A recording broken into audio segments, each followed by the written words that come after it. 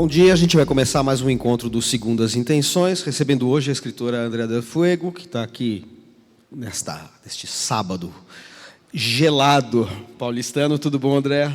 Tudo bom, Manuel. Obrigada pelo convite, por estar mais uma vez aqui na Biblioteca Parque Vila Lobos. Um prazer. Perfeito. O Segundas Intenções, para quem não conhece, é uma série de encontros com escritores que acontece alternadamente na Biblioteca Parque Vila Lobos e na Biblioteca de São Paulo. A Biblioteca de São Paulo fica no Parque da Juventude, né, o lugar onde ficava a antiga penitenciária do Carandiru, e a gente tem uma programação bem intensa nas duas bibliotecas, que inclui os Segundas Intenções, que são esses encontros mensais, um em cada biblioteca, então são 2 Segundas Intenções por mês.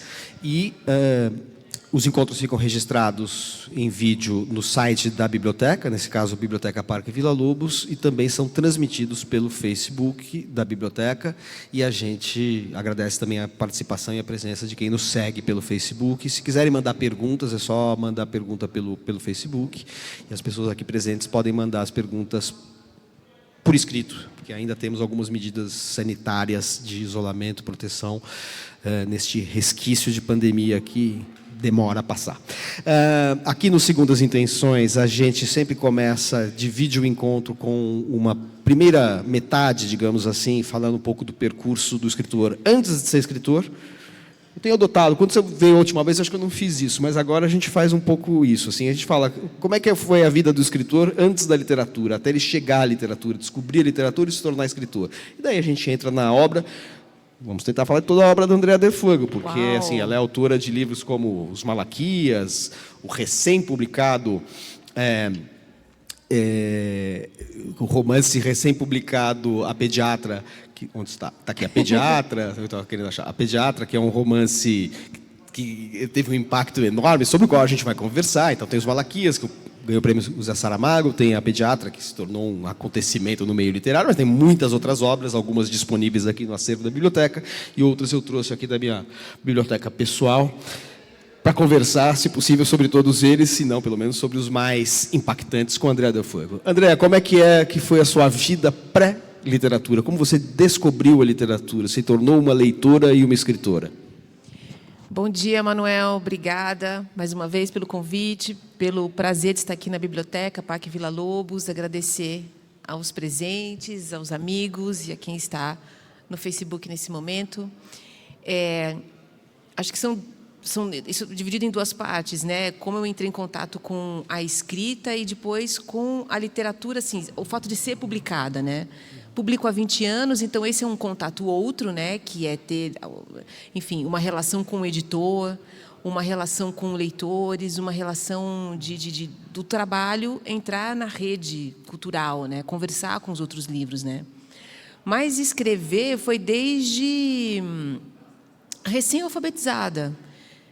Eu estudei numa escola pública em São Bernardo do Campo, tive uma professora muito apaixonada por literatura e que ela sempre dava aulas assim de um jeito muito solene e colocava uma autoridade naquelas aulas. E ela, quando foi dar ficção, ela leu um texto, eu fiquei vidrada com ele e ela depois deu um exercício. Agora vocês vão escrever também, fazer uma redação. E ela fez uma explicação que eu adoro, que para mim, enfim, isso ficou até hoje. Assim, bom, mas o que é que a gente vai fazer exatamente? Falou, mentir, porque nada dos livros existem. Poderiam existir, mas não existem, nunca aconteceu. Né? E aí isso me pegou como... Olha, profundamente. Eu escreveria mesmo que não publicasse. Então, eu escrevo há muitos anos, há mais de 30 anos, com certeza. E, por acaso, publico. Tentei publicar o primeiro, daí vai, enfim. Aí a coisa... Eu nunca tive um plano de carreira. Às vezes eu vejo assim, esse pensamento em novos autores também, ou, enfim, velhos autores assim, que pensam numa carreira, numa construção. E eu acho incrível isso, porque é um olhar também... A gente estava falando há pouco do Luiz Rufato, por exemplo, que tem um projeto de literatura, por exemplo.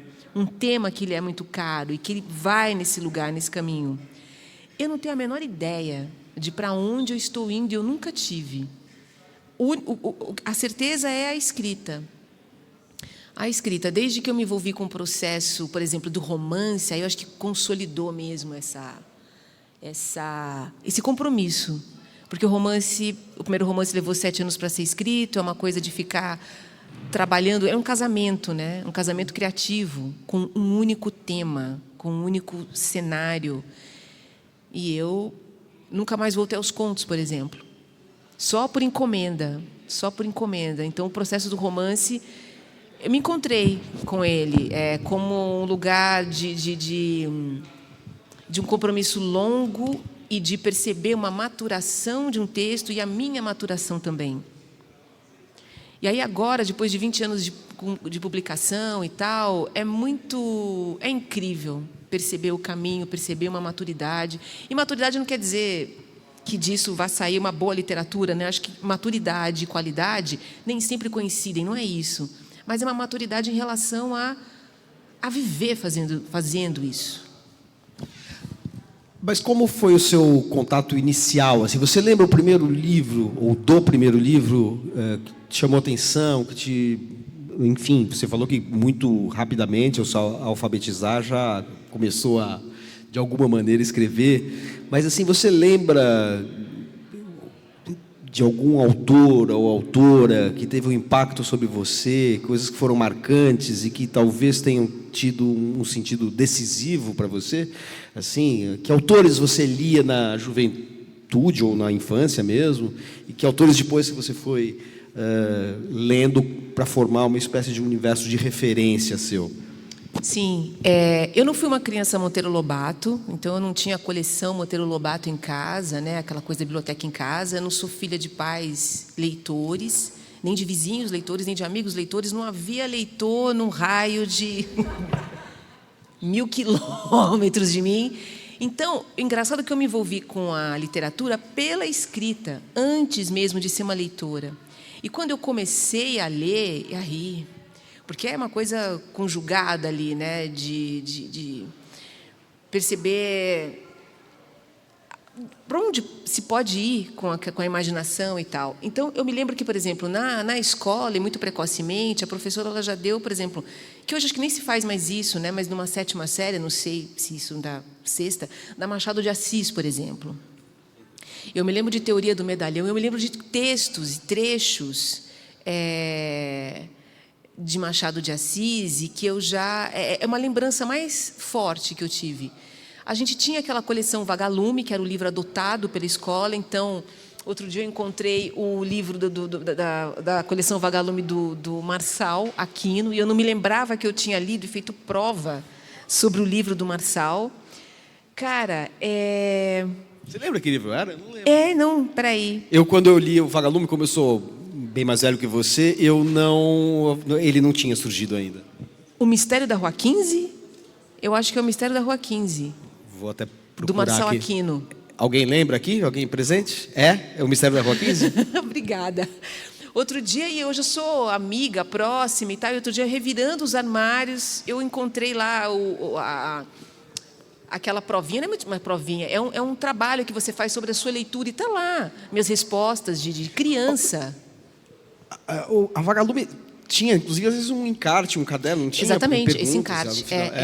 Não sei se era colar, se era texto, aquela coisa, entendeu? Você leu O Gênio do Crime? Chegou a ler O Gênio do Crime? Te marcou? Porque eu sou de uma geração absolutamente marcada pelo Gênio do Crime, que é um livro do João Carlos Marinho, que até hoje eu me pergunto como passou pela censura, porque você nasceu em 75. Eu nasci em 66 e fiz escola ainda na época do final na ditadura. E num período, né, eu não tinha a menor ideia, porque eu era muito pequeno. Mas eu lia... eu era governo Médici, depois Geisel, eu estava na escola, no primário e tal. E O Gênio do Crime tem uma cena de tortura. Uma cena de tortura, sim, de pegar o dedo e numa prensa, numa gráfica, etc.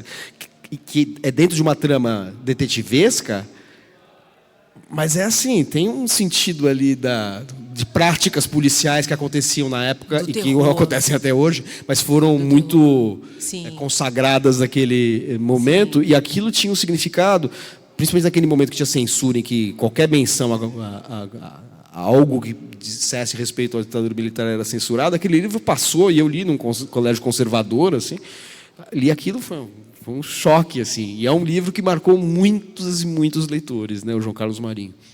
Eu não passei pelo Luiz Carlos Marinho, Gênio do Crime. João Carlos. João Carlos, é curioso, né? Mas pelo Marçal, né, que é outra época. Pois é, assim, passei pelo Marçal e depois, assim, na adolescência, 13, 14 anos, eu entrei em contato com a droga pesadíssima, que é Clarice Lispector. E aí aquilo foi eu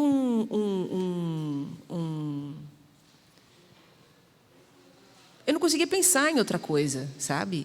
Foi um tipo de leitura. Acho que foi a primeira vez que eu fiz uma leitura, porque eu estava muito impressionada e gostava muito assim do prazer de ler. Mas quando li Clarice adolescente, eu tinha até ciúmes de quem lia Clarice, porque é como se ela lesse o que era meu, porque era meu aquilo, assim, não foi, é meu, assim, ela é minha, assim, esse texto. Eu tinha ciúmes. Engraçada essa relação. E daí já havia começado já estava escrevendo nessa época e tal, teve essa coisa de tentar falar sobre o interior, né, de uma subjetividade, enfim, caudalosa, como ela faz. Depois, eu comecei a ler, enfim, fui para o Guimarães Rosa, fui ler também João Cabral de Melo Neto, assim, porque acho que, enfim, até hoje, acho que me influencia pela ideia da sua secura, do corte, essa ideia de dizer, de uma palavra quase mineral. Eu adoro essa ideia de uma palavra mineral, assim, que você chega ao mínimo múltiplo do sentido, sabe? Teve uma época que eu estava escrevendo livros de contos eróticos, que eu estava lendo literatura mística, e isso, enfim, digo isso porque também isso fez parte da minha leitura, de uma certa formação, que era... e acho que tem a ver depois com o realismo mágico também, de investigar o invisível, sabe? Não sei se na época, por exemplo, que livro era esse, né? Então teve um livro que era da Annick Tsuzinelli, que é uma francesa, uma ocultista, e ela usava, tem um trabalho que se chama O Simbolismo do Corpo Humano, que, se bobear, isso desembocou na Pediatra, que é um livro sobre... Ela juntava as partes do corpo humano, na sua fisiologia, algumas partes da cabala, é bem cafona, certo? É cafonérrimo. Umas partes da cabala, juntando com aquilo, e trechos do Velho Testamento. Mas não era só o tema que me pegava, a forma como ela falava do conhecimento do corpo e das partes simbólicas, o joelho, o cotovelo, ela fazia uma descrição muito poética disso. E eu comecei a escrever contos eróticos na época, muito envolvida com isso. Então, já eram contos eróticos muito estranhos, assim. Era uma coisa já relacionada com o realismo mágico. Depois disso, eu comecei a ler, de fato, assim, Borges e Cortázar. E aí o realismo mágico, enfim, ficou mais... Acho que cheguei onde esses livros estavam querendo me apontar. Me sinto influenciada pelo último livro que li, né? Assim, é uma influência que vem... Eu não sinto só a influência daquele livro, aquele Machado que eu li. Depois, quando eu fui ler, conhecer Vitor Hugo, que Machado havia traduzido, e quando você lê Vitor Hugo, você percebe ali tudo que Machado tira dali, né? Os capítulos curtos, a conversa do narrador com o leitor... E depois, sei lá, por exemplo, o último livro que eu li e que estou empolgada com ele é A Vida dos Outros e a Minha, que é da Cláudia Guimarães, Cláudia Vasconcelos. Ela é uma germanista e ela viveu em Berlim Oriental quando era estudante em Leipzig. E ela foi, enfim, vigiada pela Stasi na época. E ela era fotógrafa, estava lá, ela presencia a queda do Muro de Berlim e volta para casa. E, durante a pandemia, ela chegou a escrever na Piauí um trecho disso. A Alemanha Oriental resolve abrir, então, esses arquivos para quem quiser se ver, tendo sido visto e vigiado, que é interessantíssimo. E ela, então, procurou os arquivos para saber o que a Stasi sabe de mim, que talvez eu não saiba. E essa carta chega para ela no meio da pandemia. Ela e o marido, ela é casada com o Arthur Nestrovski, eles dois dentro de casa, sem botar a Cláudia Vasconcelos. Cláudia Cavalcante. Cláudia Cavalcante hoje está... Eu conheço uma Cláudia Vasconcelos, que inclusive traduziu autores alemães e tal, e eu estava achando que... Não, que correspondia ao perfil que você estava falando, mas agora que você falou do Arthur, eu lembro da Cláudia a Cláudia uma tradutora muito, de literatura traduziu alemã. Paul Celan, traduziu vários autores e é uma tradutora importante e tem essa experiência de ter vivido na Alemanha Oriental, em Leipzig mais especificamente. Cláudia Cavalcante. E aí esses arquivos chegam no meio da pandemia e ela observando ali, e não tinha muito nada demais, mas era muita intimidade ali, era conversa mínima, era oi, tchau, tudo, era impressionante como tudo estava ali dito. Mas o que me chamou a atenção, por exemplo, que eu fiquei com isso do livro, é um livro breve, assim, mas muito, ela mistura biografia com história, fotografias dela da época, interessantíssimo. Mas era o fato da Stasi ter o cuidado em anonimizar as pessoas do entorno. Então, ela via os nomes das pessoas que estavam em situação dela, assim, cobertas com uma tarja preta, que era para proteger, veja só, para proteger a privacidade do outro, né? Mas eu fiquei com isso, com a experiência desse livro, dessa anonimação, e pensando, deixar o outro anônimo, e pensando como isso pode ser interessante num processo criativo de uma personagem que deixaria anônimo todas as suas relações e tal. Ou seja, você aproveita, entre aspas, um relato que tem, enfim, um caráter até autobiográfico, memorialístico, no caso desse relato da Cláudia Cavalcante. Você já lê isso pensando no desdobramento possível disso no campo da ficção. É interessante. Completamente. E por isso que você falou que uma coisa que te influencia, você falou assim, é o último livro que eu estou lendo e que você gostou, logicamente, né? Então, é nesse sentido, né? É nesse sentido. E depois, quando eu comecei a fazer filosofia, que eu entrei fiz uns 9 anos de filosofia, porque eu entrei na PUC, estava quase me formando, resolvi ir para a USP, comecei tudo outra vez, e depois emendei no mestrado, e teve uma época que eu lia mais filosofia do que ficção. Mas eu já lia filosofia de um jeito muito enviesado mesmo, sabe? Fazendo minha própria interpretação frente a uma exigência de uma universidade, de uma leitura absolutamente historicizada, crítica, mas eu via aquilo sempre como personagens em cena, conceito personagem, tentando tirar dali alguma ideia para gerar algum livro. Inclusive, As Miniaturas saiu de uma dessas leituras, que foi o Artemidoro de Daudes, que foi um grego do século II, que escreveu sobre a interpretação de sonhos. Ele escreveu o livro para se defender dos seus opositores. Os oneiros estão lá. Os oneiros estão lá. Daqui a pouco a gente vai falar quem são os oneiros, tá? Os oneiros. Mas ainda não chegamos lá.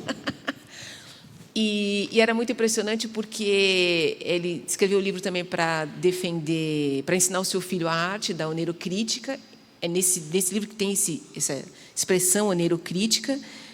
E tinha uma divisão muito clara dos sonhos, né? Esse sonho em que você pode ver o futuro, enxergar coisas que não estão por aqui, ou fazer previsões, é dado àqueles que estão muito próximos dos reis ou imperadores. Nós nunca teremos esse tipo de sonho, ele é sempre muito fisiológico, quase. Era do tipo, por exemplo, se você sonha com uma mulher, uma viúva, jovem, significa X coisa. Se você sonha com uma viúva idosa, significa outra coisa. Então, metade da interpretação, da hermenêutica do sonho, estava diante dos olhos do oneirocrítico. Essa pessoa se aproximava, metade do que ele já diria da interpretação já estava dada.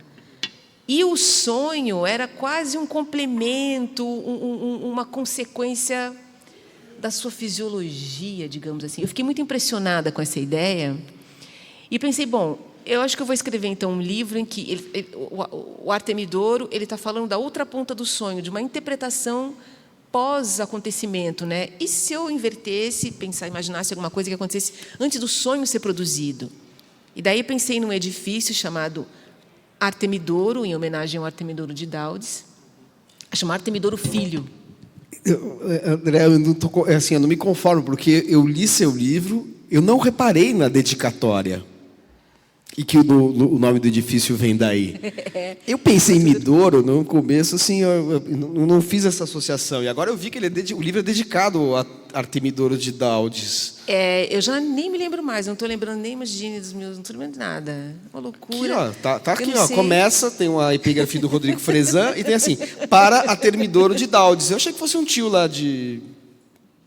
Não é um tio de Minas. De Minas, lá da terra dos Malaquias. Não é um tio de Minas. Né? É um grego mesmo. É um grego do século II, incrível.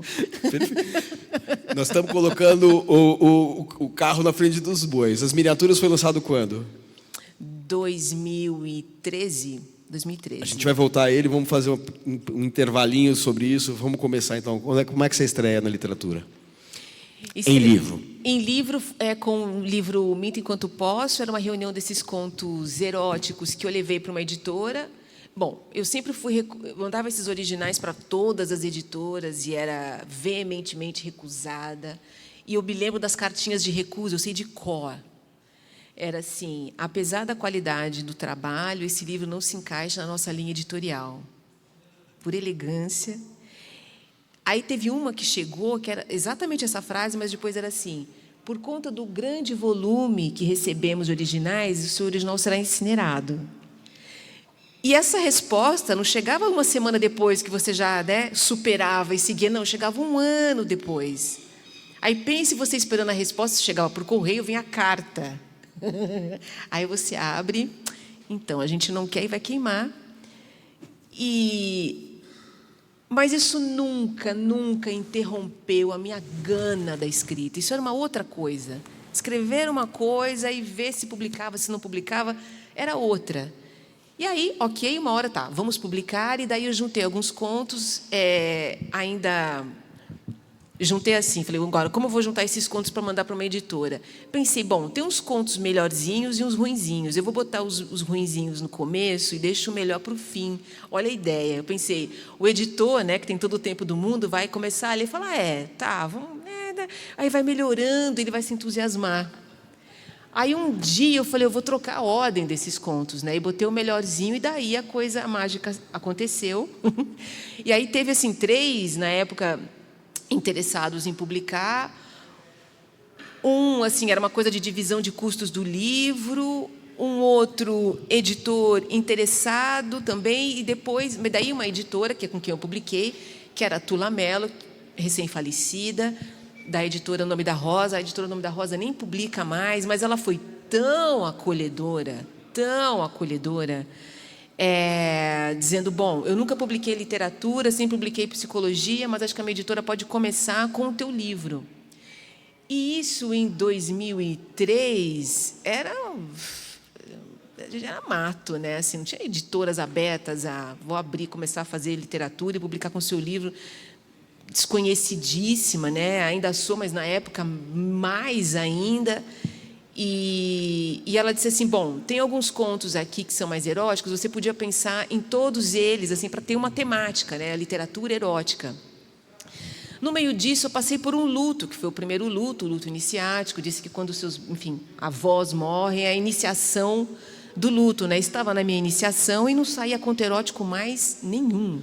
Eu estava em outra vertigem, outro polo. Amadurecimento de um luto é uma coisa maravilhosa, né? E aí estava me interessando a finitude, o abandono, homem versus natureza. Tudo isso começou a crescer. Nos contos eróticos já era uma pergunta sobre o que faz os dois corpos se atraírem ou a repulsa também. Esse tipo de jogo me interessava muito, mais do que uma excitação, uma leitura para excitar leitores. Não era aí, sabe? Mas a editora, então, ela falou assim, mas você podia juntar tudo. E foi uma força enorme, a fórceps, fazer um negócio erotizado, sendo que eu estava... Eu já não era mais, né? Eu gosto de alguns contos. Outros, pelo amor de Deus, assim, não. Hoje, se eu reeditasse ali, acho que 3 ou 4 contos, eu republicaria, e outros... Você está falando não. sempre do Minto Enquanto Posso. Do primeiro. Agora, a importância que foi ter a materialidade do livro é inacreditável. O ISBN, né, que é a certidão de nascimento do escritor, né? Como livro, número de registro universal do livro, na Biblioteca Nacional, é um RG, né? E...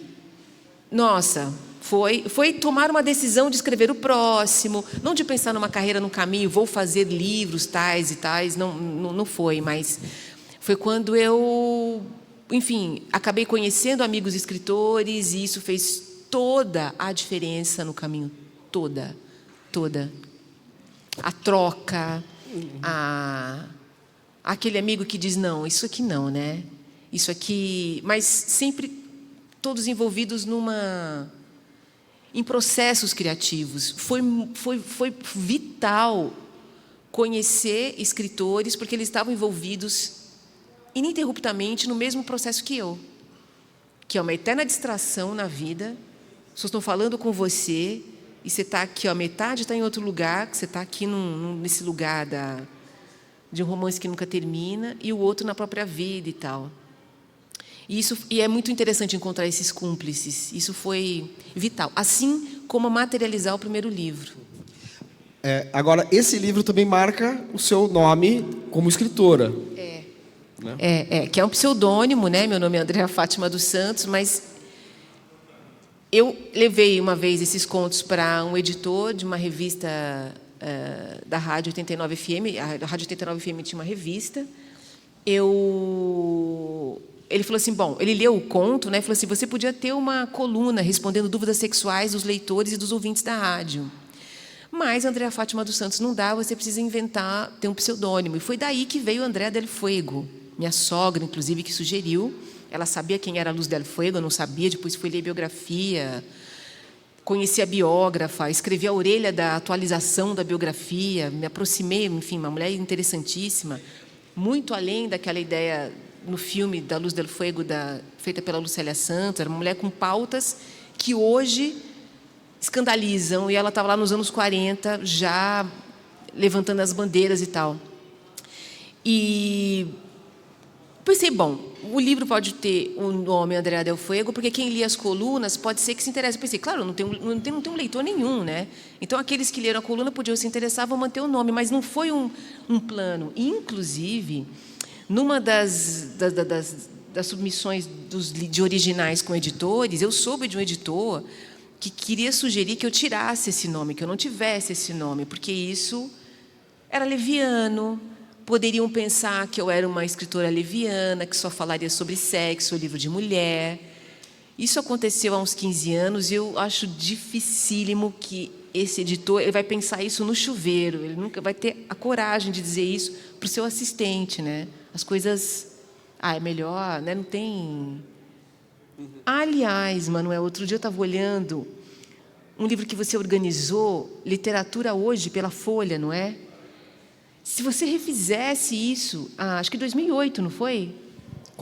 2004. Isso tem 18 anos, 16 anos, sei lá. Uma coisa... Muitos escritores que eu tenho convidado para vir aqui, etc. e tal, não estão nesse livro porque eles mal tinham surgido ainda, né? Ou eram, mas, assim, havia outros nomes de autores vivos e atuantes que eram naquele momento. Hoje, obviamente, um livro com esse título, Literatura Brasileira Hoje, teria outros capítulos dedicados a muitos outros autores, né? Que surgiram nesse período de 18 anos. Mas é muito interessante pensar mesmo que, se ela fosse atualizada, teria um número maior de mulheres, por exemplo. Com certeza. Com certeza. Eu acho, salvo engano meu, por exemplo, não está de autoras que já estavam presentes lá. Se não me engano, eu não me lembro se, por exemplo, tem um capítulo sobre a Beatriz Bracha. Não, mas eu tem a Cíntia Moscovitch. Tinha a Hilda, a Hilda Hilst, tinha a Zumira, a Lígia e mais uma autora, Ana Miranda. Ana Miranda. Que havia, e é bem bacana. É bem bacana. Havia ali muitas autoras que estavam vivas e atuantes. Quer dizer, algumas que A a gente Lígia. mencionou agora estão muito atuantes, continuam, infelizmente, Ana. muito atuantes e muito criativas, como é o caso da Ana Miranda. Mas a Hilda Hilst tinha acabado de morrer. Salvo engano meu, ela já, 2004 ela já 2008, tinha... tá, 2004. é. Acho que ela já tinha... Se ela não morreu... Se ela não tinha morrido ainda, ela morreu logo depois, mas ela lançava livros ainda. O que estava acontecendo, por exemplo, assim, é gozado isso. Quando você faz um livro chamado Literatura Brasileira Hoje, é o olhar do presente sobre a literatura. E a Hilda Hilst era muito conhecida como poeta e menos conhecida como ficcionista. Mas em 2004, eu percebi que a obra mais recente dela, mais consistente, era em prosa. Eu achava que... E aí é uma coisa, opção de quem escreve. Eu acho a Hilda Hilst muito melhor prosadora do que poeta. Infinitamente melhor. Então eu a incluí, porque o livro é dividido em prosa e poesia. Sim. Tem várias mulheres na poesia também. Não sei se você tem... Eu não me lembro, mas assim, era, sei lá, não tem- 0,5%. Não, acho que não. Acho que não. É mais, porque tem, inclusive, entre as mulheres, várias poetas também. Não saberia dizer. Eu gostaria só de dizer que, assim, esse critério hoje aconteceria... Esse critério não, haveria esta presença maior de mulheres, porque surgiram... As mulheres se impuseram literariamente de uma maneira que explicitou uma produção poética que antes não aparecia tanto. Agora, eu nunca tive uma postura de ir atrás e falar assim, não, precisa. Eu nunca tive como premissa a questão de gênero ou identitária. Autores, a divisão entre homens e mulheres, ou entre brancos, negros, indígenas, etc. Nunca tive essa premissa. Eu falei, o que está presente no sistema literário Sim. com o qual nós convivemos? É um retrato, né? Assim, neste panorama, quais são os autores mais relevantes? Aí eu escolho, independentemente de ser homem, mulher, gay, negro, indígena, mestiço, seja lá qual for. Sim. Ou seja, eu nunca tive essa premissa. E é uma questão, talvez, geracional, eu tenho uma outra formação mais formalista, num certo sentido, mas mais assim, de corpo a corpo com o texto, não formalista... Mas assim, grosso modo seria isso, mais atento às qualidades ou características intrínsecas do texto. Sim. Esteticamente. As outras questões, que hoje são mais presentes na crítica literária, não me ocupavam sempre como uma decorrência. Como, assim, primeiro há que o livro ter uma característica relevante, importante no cenário da literatura, do ponto de vista estético. E isso, obviamente, não dá para separar a estética da temática, isso seria uma ingenuidade, porque uma coisa, as coisas se determinam reciprocamente. Mas, assim, a minha questão é, se não tiver uma potência, eu não gosto dessa palavra, que é uma palavra usada em curadoria de artes plásticas o tempo todo, né? Virou quase um jargão. Mas se não tiver uma força estética da linguagem, não acho que, independentemente da importância temática, não me interessa. E naquele momento de 2004, havia mulheres que eu admirava imensamente, a Beatriz Bracher, a Cíntia Moscovitch, que estão todas citadas ali. Porque também o livro é com... Desculpem, isso aqui, entrevista com a Andrea Del Fuego, mas já que ela mencionou, e a questão é um pouco polêmica, mas assim, a cada capítulo eu colocava um sistema, como se fosse um sistema de link, interno de um livro. Ao falar de uma autora, eu mencionava outras que eram igualmente relevantes dentro de uma certa tendência da literatura, ou outros. Quando eu falava do Bonassi, falava de outros autores que gravitavam em torno de temas semelhantes. Funcionava um pouco assim. Desculpa me estender, a nossa entrevistada é a Andrea Del Fuego. E estava falando da gênese do seu pseudônimo e de como isso foi visto na época da publicação do Minto Enquanto Posso, que é um livro que tem muito mais do que 4 contos bons, como ela falou. E os contos são super eróticos mesmo. São bem de sacanagem mesmo. É assim, não é erótico, é obsceno. Oi. É pornográfico.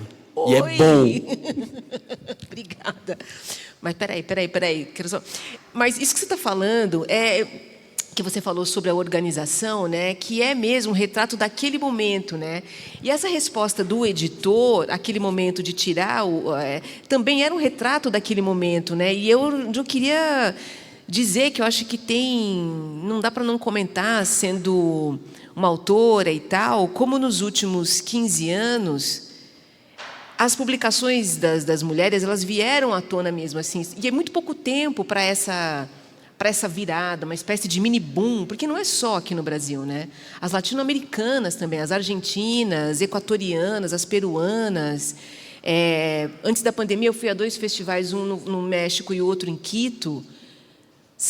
Acho que 70% dos convidados eram escritoras mulheres. Eu lembro da Fernanda Ampuero, que era, inclusive, curadora da feira, e ela estava, enfim, publicando nos Estados Unidos, publicando em países europeus. Não que a gente precise disso, mas, assim, uma literatura que também saía de uma periferia dentro do seu próprio país, mas saindo da periferia do mundo, que é a nossa localização. Era isso, assim, era esse... Eu fico impressionada com esse momento. Eu estava brincando... Posso falar da conversa que a gente estava tendo antes? Que eu falei assim... No táxi? Isso. Eu falei assim, perguntei assim para o Manuel. Eu falei, Manuel, somos vizinhos quase de quarteirão, então a gente veio junto, só por isso. Quarteirão, praticamente. É uma caminhada de 200 metros. Eu falei assim para o Manuel, Manuel, eu estou um pouco otimista com o momento atual. Você acha que eu estou errada? E ele gargalhou, assim, de se virar para trás. Eu estava de máscara, eu achei que ela não fosse notar, infelizmente. Otimista com o quê, exatamente? Mas era com essa... Eu sei que a conversa são os livros e tal, mas é porque eu achei que já voltaremos a ele. Mas já pode falar que é interessante. Aqui é uma conversa sobre como o escritor pensa o mundo também, então eu acho legal isso. E eu estava falando das recusas dos livros, né? A Pediatra é um livro... A gente nunca sabe onde vai parar um livro, nem se ele vai terminar, que dirá o que vai acontecer. A editora não tem esse domínio da recepção da obra e tal, né? E A Pediatra é um livro, assim, tirando os juvenis, que eu sempre vendi muitos juvenis por conta das compras governamentais, A Pediatra é um livro que aqui circula bastante. Eu até pensei, bom, será que porque eu estou com um livro que tem circulado bastante, eu não estou falando de um lugar otimista, claro, porque eu estou vendo a partir da minha experiência que a coisa...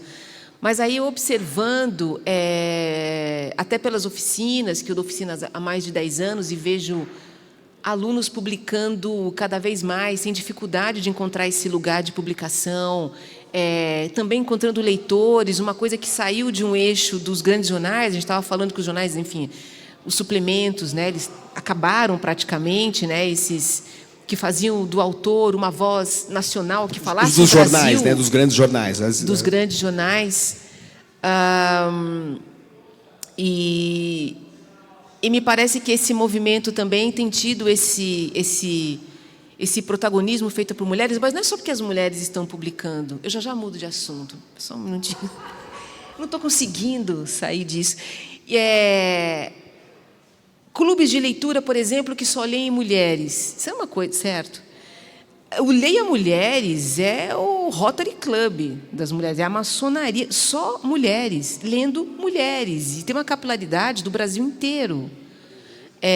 Um clube que a Pediatra entrou, que é da Submarino, com a Óbvios, que é um perfil de conteúdo, a curadoria é só de mulheres, só publicando livros escritos por mulheres. E, enfim, mulheres na curadoria, mulheres assim nos júris e... Você acha que eu estou louca? Não, eu acho que, enfim... Você acha que esse otimismo... Uma pergunta. Mas eu não mesmo. vou falar aqui... Posso te entrevistar? Não, é isso que eu não quero, exatamente. Quer dizer, não porque eu tenho nada contra, mas porque não é o objetivo do Segundas Intenções. Porque a gente veio conversando sobre isso e basicamente eu ri e falei, não, eu estou rindo porque, assim...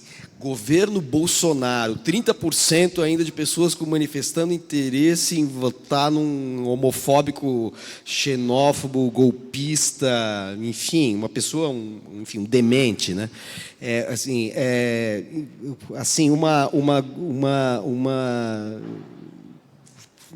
Uma grosseria viril, gente querendo se armar.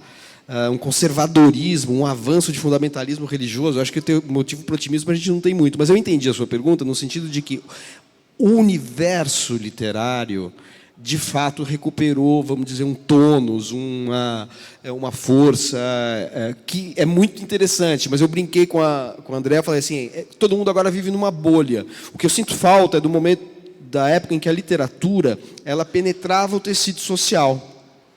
Então, nos grandes jornais, quando um grande escritor, publicava um livro, um ensaísta, um historiador, aquilo estava no jornal que ia para todo o conjunto da população. Hoje existem excelentes escritores, mas eles não têm essa penetração social porque eles ficam circunscritos a esse universo de circulação da literatura. Então, a bolha pode estar efervescente, mas ela não deixa de ser uma bolha. Isso não acontece só com a literatura, em tudo.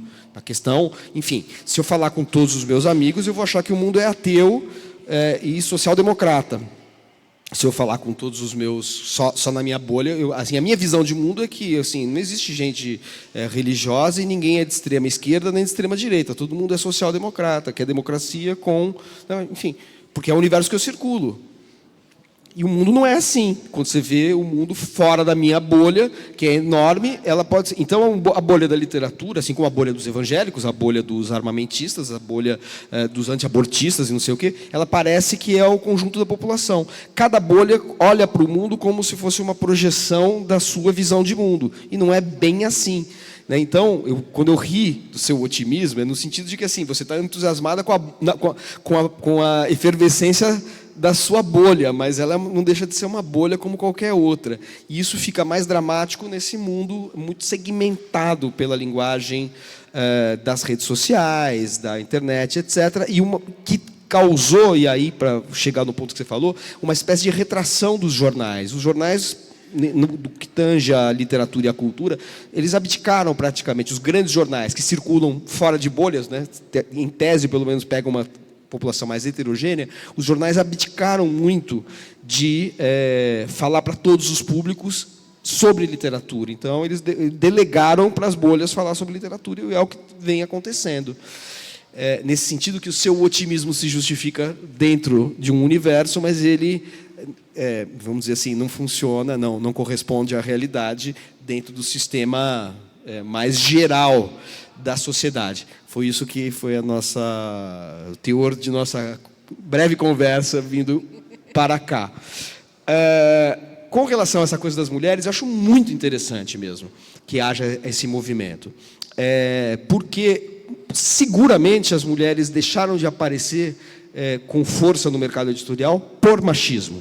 Porém, a contrapartida disso é que cria-se uma valorização da literatura das mulheres por serem mulheres, que também não corresponde, a não ser que você mude os critérios do que é literatura e o que é estética.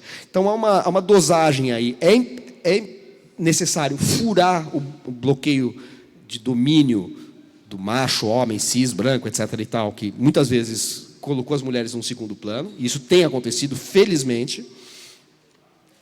Por outro lado, não é por ser mulher, não é por ser gay, não é por ser negro, não é por ser homem, não é por ser que você é um bom escritor necessariamente, né? Assim, o seu pertencimento identitário não é, digamos assim, não é salvo-conduto de qualidade literária. É importante romper os preconceitos, porém, sem alterar os critérios que fazem da literatura aquilo que se convencionou chamar literatura. Se quiser modificar conceito de literatura, é outra história. Mas se você dá o nome de literatura a algo que na verdade surge lá pelo século XVII, XVIII, o nome literatura, mas que contempla, desde os gregos, desde Homero, vamos dizer assim, se você continuar pensando em literatura como esta linha, essa tradição, essa correia de transmissão, você tem que pensar que o pertencimento identitário não é necessariamente qualidade dentro daquilo que se convencionou chamar literatura. O que não impede que você lute para dar visibilidade a uma produção que muitas vezes é cerceada, sim, por racismo, homofobia e misoginia.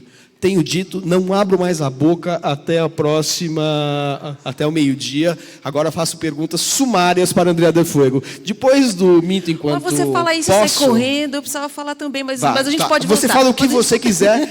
A minha pergunta é, depois do Minto Enquanto Posso, que livros você publicou antes de chegar no seu primeiro romance? E aqui me calo.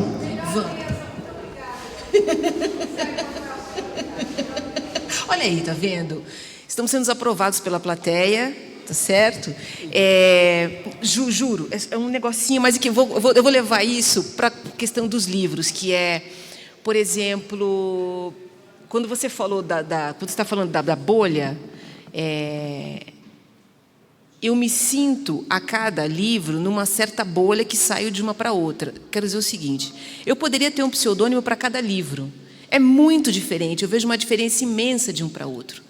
De miniaturas, com os livros de contos, bom, juvenis por si tem alguma coisa, pediatra e tal. E não consigo ver uma...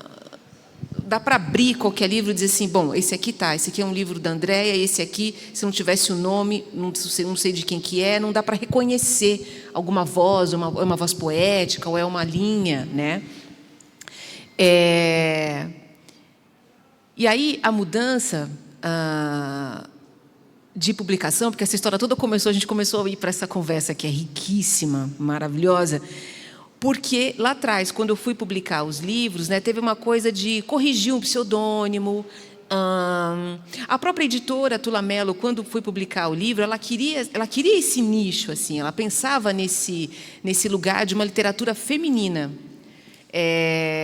Depois teve as antologias do Rufato, que foram um marco, as 30 mulheres que fazem a literatura brasileira hoje, e aí ele descobriu tanta mulher publicando, porque não era o fato de mulheres escreverem, eram mulheres que publicavam, que ele publicou a segunda baseada, que se chamava Mais 30 Mulheres que estão fazendo, e eu estou lá nessa segunda.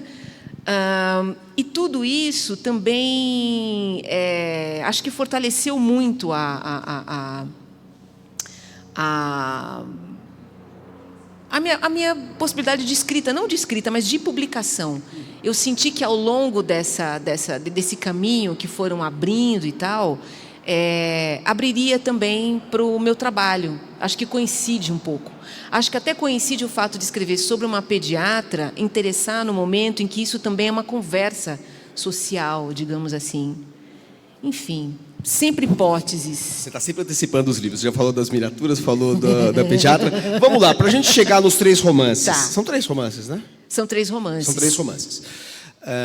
É que como você publica bastante, eu não sei se eu estou com todos os seus livros aqui. Depois do Mito Enquanto Posso, o que veio? Vamos tentar resumir um pouco. Tá. Você falou que começou como uma contista e depois se reconhece mais como uma romancista. Quais são os livros de contos que você publicou e o que eles significam dentro da sua obra, na sua visão?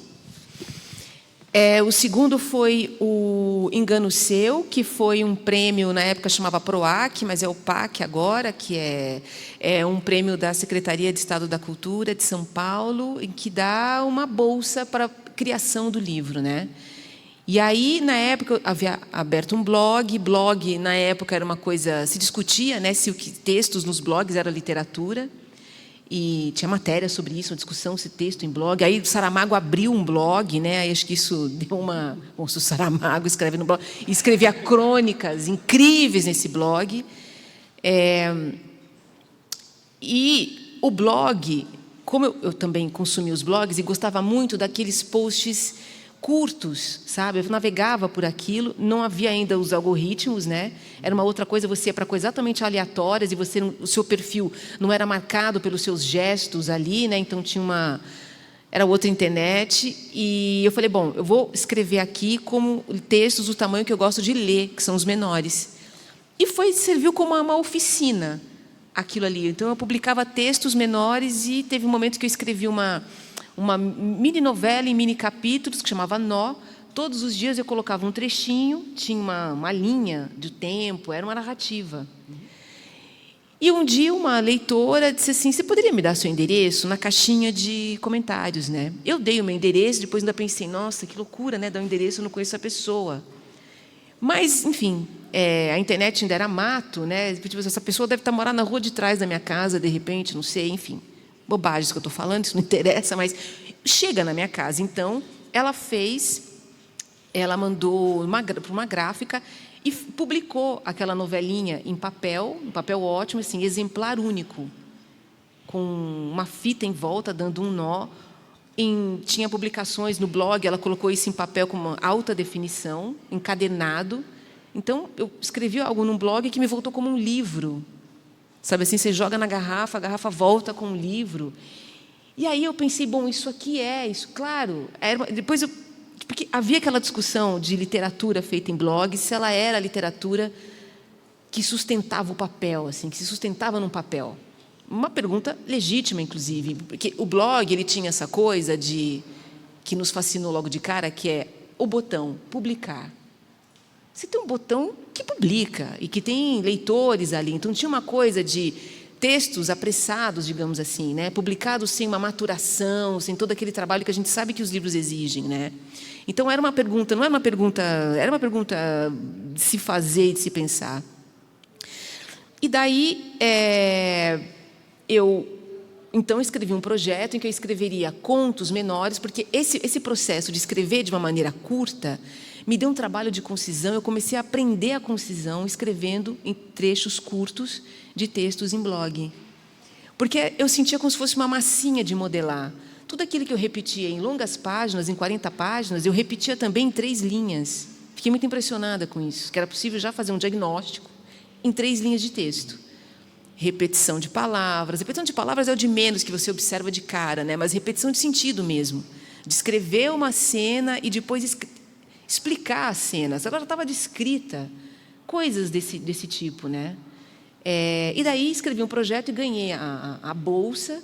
Publiquei junto com a editora que havia publicado o primeiro livro.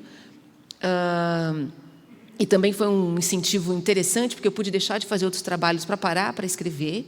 Então, isso foi mais um andar assim, de consolidação no meu dia a dia da escrita como algo que pudesse tomar cada vez mais o tempo e o meio de vida também.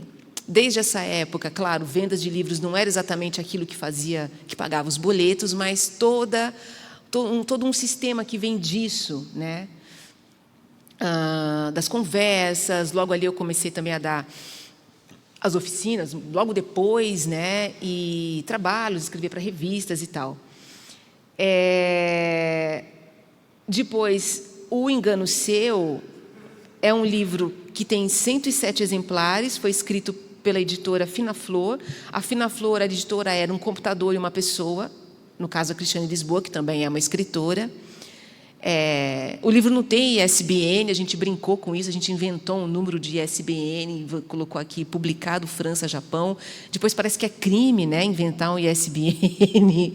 A gente não sabia, mas parece que não é bom. Parece que não é bom. E a gente inventou um número porque, assim, era para os amigos. A gente passou uma madrugada, marido, minha irmã, amigos, a editora com o seu marido à época, costurando esses livros para lançar no dia seguinte no bar, na Mercearia São Pedro. 107 exemplares. E fiquei na cabeça com a ideia também do Murilo Rubião, que havia feito uma edição de 100 e poucos exemplares também, que ele chamou de uma edição confidencial. Porque você sabe, você tem o endereço das pessoas que levaram o teu livro, você saberia dele, né? E foi também, partiu de Inclusive, se você se arrependesse, você podia ir lá e falar, devolve, né? Eu já encontrei em sebo o livro que a pessoa, tá? Eu tive esse momento. Várias experiências com o Nego Tudo. Desde, ele está só com os meus amigos, inclusive encontrei no sebo, a gente precisa conversar sobre isso. Se você estiver vendo aqui no Facebook, eu sei que você entregou para o sebo. Mas... E, num outro momento, que eu recebi um e-mail da Maria Adelaide Amaral, a gente não se conhecia, conheci agora depois disso, né? Ela dizendo, olha, seu livro chegou até a mim, eu quero muito te conhecer.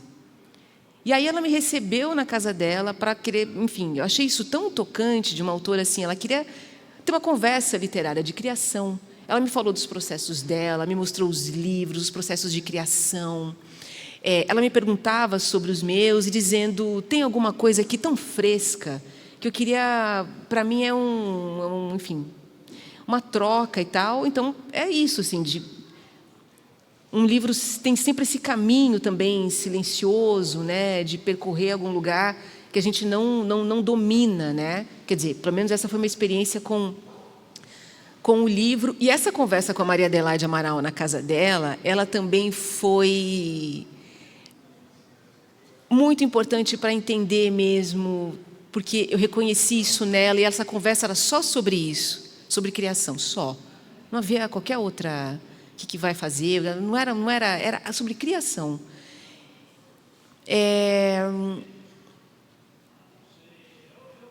De permanecer nesse estado constante de investigação da criação. E as oficinas têm tudo a ver com isso. Eu sempre estou investigando um jeito, nada novo, porque discutir originalidade, eu tenho questões sobre a originalidade, a possibilidade da originalidade, né? Acho que ela pode ali ser essa coisa, sei lá, ideia de Heidegger, né, de um brotamento, né, daquilo que estava ali e tal, mas de uma origem única, pura, enfim, isso é uma questão e tal, mas essa ideia de a cada projeto fazer praticamente uma auto-oficina, de fazer muitas versões do mesmo livro. Então, por exemplo, o primeiro romance, que é Os Malaquias, eu passei por um processo. Depois, o segundo, As Miniaturas, eu falei, bom, eu não quero mais saber de realismo mágico e nem de prosa poética. Não consegui me livrar do realismo mágico, porque está lá, mas já é uma escrita realista. Queria experimentar isso. No romance que eu estou há 6 anos escrevendo, eu passei por todos os estágios que eu já fiz antes. Desde o realismo mágico rasgadíssimo desde o começo, não gostei. Pensei, bem, o problema é a terceira pessoa, vou colocar para a primeira, não adiantou absolutamente nada. Depois tirei o realismo e falei, bom, mas o que é o realismo mágico no meu trabalho? Eu comecei a tentar achar...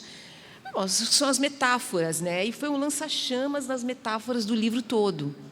E mesmo assim, ele tinha um insólito. Fui tentando tirar isso.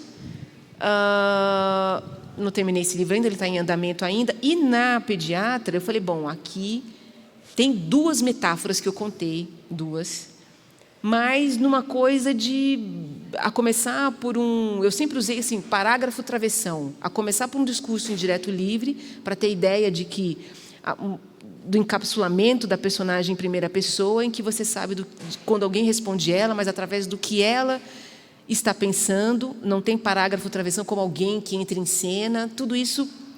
E o próximo, eu estou... Esse que você está escrevendo há 6 anos. Aí nesse agora eu estou perdida. Perdida, mas isso é um excelente sinal. Já dá para falar alguma coisa desse livro ou ainda é muito prematuro? Não, ele é sobre... Eu estou há 6 anos lidando com ele, né? Ele é sobre o universo do Kung Fu e do cadecismo. Cadecismo é só uma pitada, é só um temperinho, mas é que eu acho tão gostoso quando ele entra, mas ele não é exatamente, acho que não dá para, ele está em andamento e tal, mas é o universo das artes marciais, não praticada por chineses, mas no Brasil, né? Então, escola de brasileiros e tal, e é um personagem que tenta uma ascensão social, espiritual, através das artes marciais. E daí ele entra através das artes marciais, ele vai conseguir um emprego como dublê de monstro num parque, chamado Parque Popov, que é um parque de diversões. Enfim, universo dos seguranças, de bar, de boate. É esse universo urbano, centro de São Paulo. Tem uma mãe, essa mãe... Um dos problemas é que eu estava achando... Assim, ele está muito protocolar. É uma terceira pessoa muito distante de tudo. Ele não impregna, ele não... Eu gosto da trama, mas ele não vai, sabe? Ai, como... Mas eu não gosto disso, eu gosto de ficar tentando. Depois, quando sair o livro, a gente vai ver que é tudo outra coisa do que ela falou, né? Você falou, para a gente... Podemos passar para os romances? Porque senão a gente não vai falar deles. Você falou dessa questão do realismo mágico que aparece de alguma maneira nos seus romances, e também de uma linguagem poética, uma linguagem altamente metafórica. No Mito Enquanto Posso, que é um livro, como eu falei, um livro de relatos obscenos mesmo, assim, pornográficos, vamos falar, não é literatura erótica, assim, porque erótico hoje em dia virou 50 tons de cinza, nada a ver com isso. Ali a coisa é bem mais... Vou ler um texto para a família brasileira agora, ao meio-dia. O negócio ali é bem mais pesado. Tem uma coisa muito interessante que eu fiquei pensando hoje, enquanto eu estava preparando assim, algumas perguntas, pensando assim, falei, que coisa engraçada esse livro, porque eu adoro esse livro, eu acho muito, muito legal, assim, né? Ele é bem escrito e é uma coisa difícil falar de sexo, de relações sexuais explícitas, sem cair numa coisa que lembra aquelas contos que saíam em revistas eróticas masculinas dos anos 80, 70, 80. E sem cair numa poetização meio cafona. Poucos escritores fazem isso, poucas escritoras fazem isso. Curiosamente, eu encontrei no André Defoe uma coisa bem explícita e muito forte literariamente. Eu tinha encontrado uma coisa assim num conto maravilhoso da Cínthia Moscovitch, num livro que é uma obra-prima, chamado Arquitetura do Arco-Íris, que é um livro que em todos os contos são impecáveis. São, sei lá, se são 10 contos, 12 contos, 8 contos, eu não sei. São todos obras-primas. Esse livro é uma obra-prima. E tem uma cena de uma relação de sexo, uma cena. É uma cópula. Uma cena de dois corpos se penetrando entre um homem e uma mulher, que é descrito com uma beleza e com uma carga de erotismo é genial, simplesmente genial. E o seu livro, o Mito Enquanto Posso, tem um outro lado, não é como esse texto da Cínthia, porque ele é explícito. Você fala de órgãos, tal. Mas tem uma coisa que é muito interessante, que é uma marca da sua literatura que vai reaparecer depois em outros livros, que é um misto de rispidez com poeticidade. Assim, o que torna a sua linguagem, quando ela é poética, não faz ela cair num lugar comum, me parece, é porque você está falando de um universo ríspido. Aqui, no Mito Enquanto Posso, é uma rispidez dos corpos que se penetram. Aí é ríspido isso mesmo, porque você tem líquidos, você tem troca de líquidos, você tem, enfim, atritos e tudo mais, suores, etc. Então é um universo ríspido, que não é feito para produzir desejo, embora possa produzir no leitor, né, assim, uma fantasia, mas não é feito para isso, é para flagrar mesmo aquela sexualidade incandescente, que pela rispidez faz com que a linguagem poética não se transforme numa linguagem que amenize as coisas, porque a temática é ríspida. E eu acho interessante que, junto com a temática do realismo mágico, que atravessa parte da sua obra, mas não está na Pediatra, por exemplo, eu vejo no Malaquias um livro em que se fala muito do realismo mágico, mas eu não vejo tanto ali. Ou só vejo como... eu li um texto de uma pessoa que escreveu, não sei quem é, infelizmente, mas que me chamou a atenção. É realismo mágico, mas meio como o Juan Rulfo. É mais o insólito e lugares que provocam estranhamento. Não são coisas que violam... Claro, também pode ter, mas assim, não que violam necessariamente o mundo das relações de causa e efeito do mundo, enfim, normal. E eu acho que essa misto de rispidez e linguagem poética é uma marca da sua escrita, que nos romances iniciais se soma ao realismo mágico. E aí eu queria que você começasse a falar, então, dos 3 romances. Eu prometi que não falava nada, mas nesse caso, pelo menos, eu estou falando da obra da André Defoe e não das minhas ideias fajutas. Um privilégio ouvir a sua análise aqui.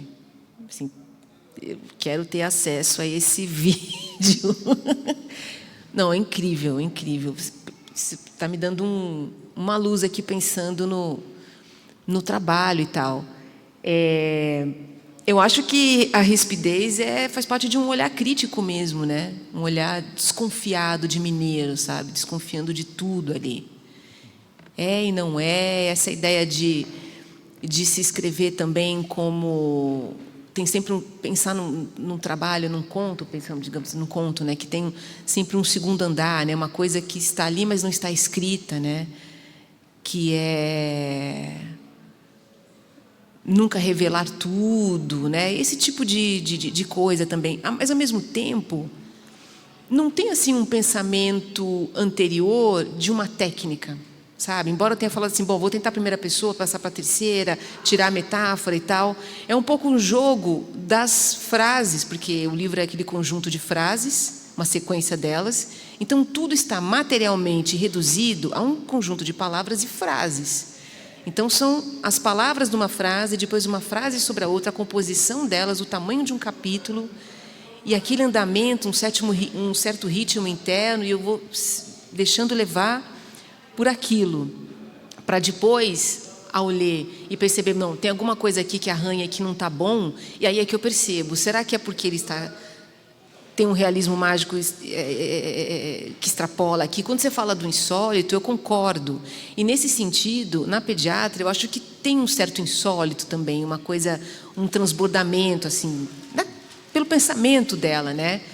E acho que a experiência da escrita do romance, ela vai amadurecendo também no sentido de aceitar os próprios limites de escrita, sabe? Marçal, que adora as frases do Marçal, mas uma delas é o seu limite, é o seu estilo, aquilo que se repete, aquilo que você não consegue dizer, aquele lugar que você nunca sai, é mais conhecido como seu estilo. E eu não consigo perceber qual seria o meu, mas eu sei os meus limites. Exatamente como isso vai se reverberar, se concretizar no estilo, eu não sei. Mas os limites eu sei. Por exemplo, de fôlego. Eu não tenho fôlego para um romance maior, embora eu seja uma leitora de romances longos, não é essa a questão. Mas os textos, eu tenho uma ideia de quase de uma novela que seja, né? Mas é uma ideia assim de uma leitura quase como de uma experiência rápida, unitária, como a que a gente tem de um conto. E para o trabalho, depois de reescrita e de revisão, isso para mim é fundamental. Eu gosto de estar no controle de uma coisa que é absolutamente selvagem, uma coisa contraditória. O trabalho escapa desse controle, mas eu gosto. Então, a pediatra, por exemplo, isso é com o tempo também, percebendo assumindo o meu fôlego curto, eu pensei, bom, eu sou capaz de escrever tantas horas por dia. Em quantos dias eu vou erguer esse original de 130 páginas? E aí, erguer o livro não é terminá-lo, né? É só levantar aquilo do chão e depois vem todo o trabalho. Mas aí, em um mês, ele estava escrito, por exemplo. Mas isso porque eu quis fazer... quase uma impregnação sobre as mesmas condições de temperatura e pressão. Sabe assim? Que é quase as mesmas condições de temperatura e pressão que você escreve um conto. Neste dia chuvoso, nesse lugar gelado, sabe? Ele tem uma foto, alguma coisa dali. Isso dá uma coisa, uma inteireza, alguma... Vamos falar, o seu primeiro romance, para quem não leu, e enfim, a gente está aqui numa biblioteca e fica sempre um convite para que se leia. E é sempre bom dar uma ideia do que é o livro. Fala como é que surgiu, vamos dizer assim, enfim, a sua formulação básica da ideia do livro, do enredo do livro. Como é que foi a sua estreia no romance? Sim, que é o seu primeiro romance. Os Malaquias. Fala um pouco sobre quem são os Malaquias, o que acontece... Né? Nesse universo que, enfim, tem algo de insólito e, ao mesmo tempo, muito, muito concreto em relação à realidade brasileira. Entram lá questões até de, enfim, impacto ambiental. Sim, é o nascimento de Furnas ali. Conta um pouquinho, contextualiza para quem não leu, sobre o que é Os Malaquias. Os Malaquias, que foi publicado em 2009, 2010, vai ser relançado agora pela Companhia das Letras, numa segunda edição. Ele é sobre a história da minha família, em Minas Gerais, no sudoeste de Minas Gerais. Os meus bisavós numa tempestade. Depois eu fui saber que Minas Gerais é um dos lugares de maior incidência de raios no mundo. Nessa cidade dos meus avós tem uma serra que se chama Serra da Tormenta. Ela se chama Serra da Tormenta pela quantidade de raios que essa serra recebe o tempo todo. Enfim, são muitas tormentas e esses raios. E, numa dessas tempestades, meus bisavós dormindo na casa, os filhos foram dormir na mesma cama que eles, cai um raio na casa, no quarto, na cama, e fulmina os meus bisavós e deixa os dons meu avô e os meus tios-avós órfãos. E eu sempre soube dessa história. E, ao perguntar para o meu avô, ele chorava. Até que na terceira vez que eu tentei abordar, eu não vou fazer o meu avô chorar. Essa história ficou aqui, né? Eu vou inventar essa história. Eu sabia que algum dia eu escreveria sobre eles, mas eu achei que eu fosse escrever esse livro. Eu queria escrever esse livro com 60, 70 anos, porque eu imaginei uma coisa mórbida, que é a seguinte... Depois que os meus pais também estiverem mortos, talvez eu não era mãe ainda, sendo mãe, talvez eu tenha uma ideia de herança e continuidade que vai me dar uma maturidade para escrever isso. Ok, assim, mas foi assim, um imperativo. Eu comecei e não foi possível largar mais. Meu avô, ele foi adotado, foi trabalhar numa fazenda como empregado, trabalhava lá, sei lá, aqueles regimes de 12 horas por dia e ficava por ali. Os outros 2 foram para um orfanato. Uma tia foi adotada por uma família em São Paulo como empregada doméstica e não como filha.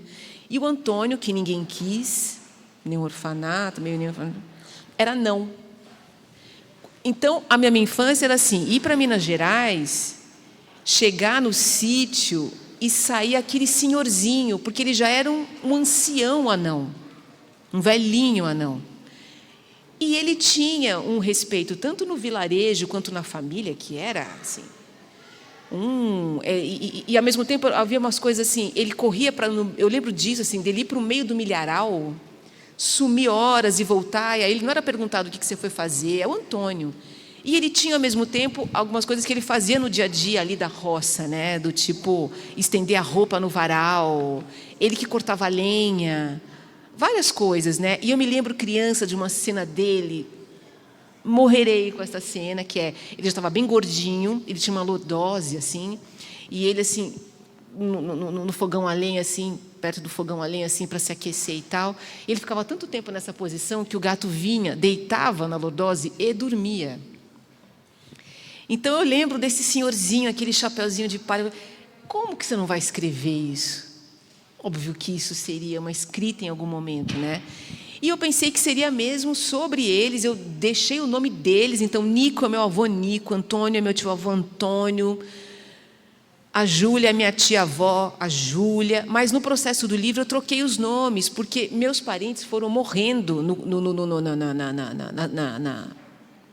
durante a escrita, né? O Antônio, inclusive.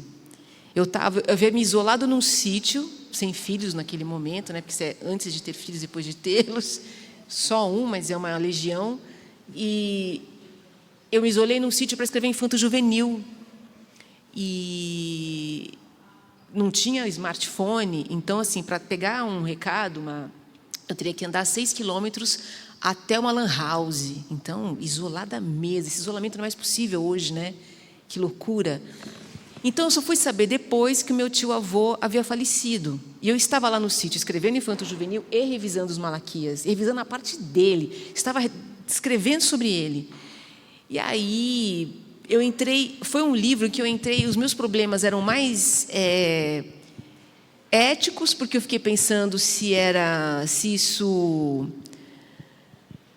Se eu não estava ofendendo, se eu não estava profanando a sepultura, sabe assim? E então, questões assim que influenciaram muito o modo de escrita. Então, tem toda uma poética e um realismo mágico, esse insólito, que é de muito respeito a eles o tempo todo. E aí, o grande desafio era, isso aqui, ok, tem um respeito a eles, mas eu preciso fazer literatura. Eu preciso complicar a vida deles aqui. E muito. Mas você falou que trocou o nome, mas os nomes são esses, né? Eu Nico, troquei Antônio e para terminar de escrever. Quando eu dei o ponto final, eu falei, agora eu coloco os nomes. Ah, entendi. Mas na versão final, porque Na eles estão versão aqui, final, Nico, Antônio e Júlia. Na versão final, Tá. Nico, Antônio e Júlia. Agora, vamos adentrar um pouquinho, porque é o seguinte, você deu o plot inicial. Quem são as personagens, qual é a cena, um pouquinho do destino delas, o que acontece com elas no começo, que os pais são fulminados por um raio que cai na casa. Só que a partir daí, e aí entra a questão do insólito e da sua linguagem, que se associa a uma certa brutalidade, mas que tem uma percepção de como se traduz isso como imagens fortes, metaforicamente falando. Quando o raio entra, quem morre, quem não morre, isso é determinado por um movimento de sístole e diástole do coração. E a partir deste movimento de sístole e diástole, você transforma esta característica morfológico-biológica do corpo humano numa espécie de mecânica da própria escrita. Porque você vai fazendo essa escrita que vai pegando elementos e episódios da vida dessas personagens e também nesse movimento em capítulos curtos e rápidos, que tem a intensidade dos seus contos, mas uma continuidade de um romance, você vai desdobrando essas vivências justamente nesse movimento de sístole e diástole e impregnando todo um livro com essas imagens que são extraídas também da questão do corpo e suas características, às vezes um pouco grotescas, como você acaba de descrever, mas o corpo em cena, vivendo situações que são situações limite, ou situações de tensão, etc. e tal. O que acontece com essas personagens dentro desta maneira como você as capta, as descreve e depois as introduz em uma série de vivências sucessivas que saem do núcleo familiar e acabam falando um pouco sobre uma região e no limite sobre o Brasil. Exatamente, mas muito legal ouvir isso também, sobre esse movimento de sístole e diástole, assim, como um ritmo também do próprio livro. Muito legal. Bom, isso teria acontecido na década de 20 do século passado. A região ali, ela começou a se comprou ali a região, os vales ali, né? E começou o início da construção da represa de Furnas, e essa região toda foi inundada. Então as pessoas têm as suas casas compradas, muito mal vendidas, muito mal assim, para ir para outro lugar. Então o livro aborda isso, a chegada dessa água, a chegada desse progresso, né? E para chegar à luz elétrica, né? Então, isso eu captei de histórias da região mesmo, de pessoas que se deixaram morrer dentro das casas, que se deixaram afogar, que levou tudo, outros que não levaram nada, para ir embora com aquilo. E tinha lugares ali, eu já entrei nessa região de Furnas, exatamente onde havia casas e onde é um lago ali perto da cidade, que se chama Cama do Rio Claro, e que as pessoas, às vezes, assim, tinham problema, as pessoas às vezes saíam feridas porque elas pegavam o quê? Cerca de arame que estava submersa ali, né, para dar o limite ali de uma chácara, de um sítio e tal. E essas pessoas, esses irmãos, eles se separam, porque a Júlia vai para São Paulo, o Antônio acaba ficando com o Nico, esse meu avô. Meu avô conhece Maria, que é a sua mulher, eles vão morar juntos, mas aí ele quer ir atrás, ele quer juntar essa família outra vez, né? E tenta encontrar a Júlia em São Paulo. E aí o livro passa por esse desejo desse irmão de juntar de novo com a irmã, como se aquilo pudesse fazer, sei lá, o raio se desfazer, né? É uma marca ali familiar. Isso não vai acontecer, mas aí entra uma coisa de ele vai conseguir encontrar com ela dentro da própria região. Aí começa o insólito.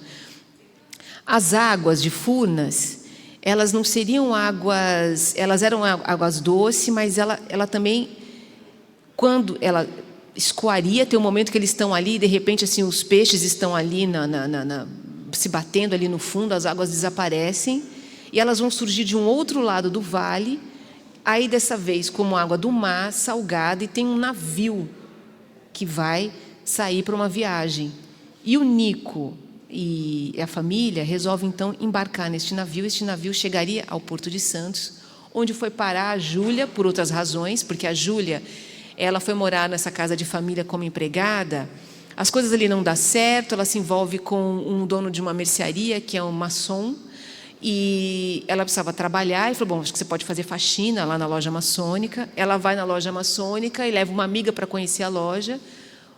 Um homem dali da loja falou assim, vocês estão demitidas imediatamente agora, se desapareçam daqui. Ela vai parar numa rodoviária. Na rodoviária ela se envolve, ela se presencia roubo de bebês, de crianças numa rodoviária. Lá pelas tantas, ela nunca consegue um lugar, ela resolve ir para o litoral. E nessa oportunidade deles se conhecerem, por uma dança dos corpos, que é aleatória, porque um raio não escolhe o corpo que vai atingir.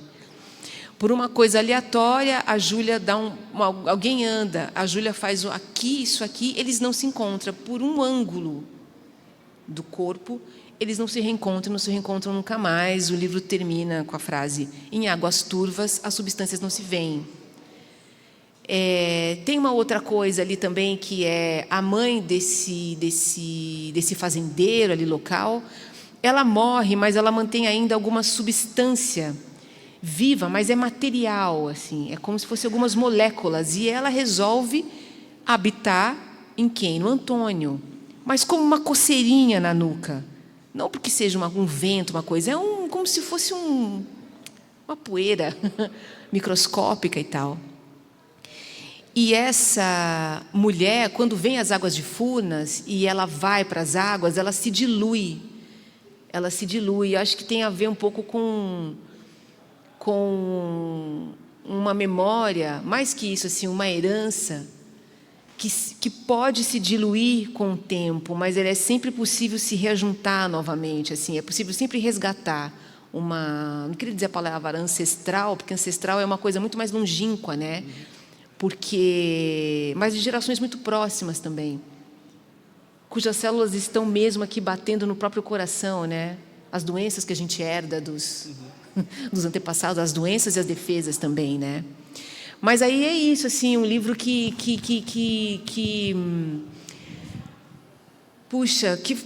penso o inevitável. A morte é inevitável. A morte, assim, não só, assim, o progresso ele é muito agressivo ao chegar ali, ele expulsa aquelas pessoas de lá. Essa itinerância. Engraçado que o livro foi traduzido em 9 países e eu me lembro das resenhas, elas eram muito diferentes em cada país. Isso era muito interessante. Então, na Alemanha, o que se falava era da Geraldina, que é essa mulher, essa coisa telúrica da natureza, que eu acho que é cara, né? Um romantismo alemão, que eu acho que ainda tem ali. Então, isso era uma coisa recorrente. Porque a Geraldina é uma figura quase invisível, né? Invisível. Numa lupa era possível vê-la, numa lupa. Porque ela se transformou numa substância, né? Numa substância, E essa questão da natureza, enfim, em que momento a humanidade, enfim, é abandonada pela natureza ou ferida por ela, né? E esse ferimento também é causado pelo próprio progresso, que são os homens com os homens, né? É engraçado, é uma convergência, digamos assim, entre, enfim, essas determinações que são históricas, de avanço sobre a natureza, que são, enfim, fruto de uma apropriação da natureza por uma tecnologia, e a fatalidade dos corpos, né? É uma certa... Enfim, não é que seja algo... Assim, não me parece que seja algo... que seja uma proposta de leitura do mundo pelo romance, mas esses dois elementos estão presentes e eles reverberam entre si, né? Assim, um avanço, uma destruição que é da ordem da história e uma destruição que é da fatalidade natural, né?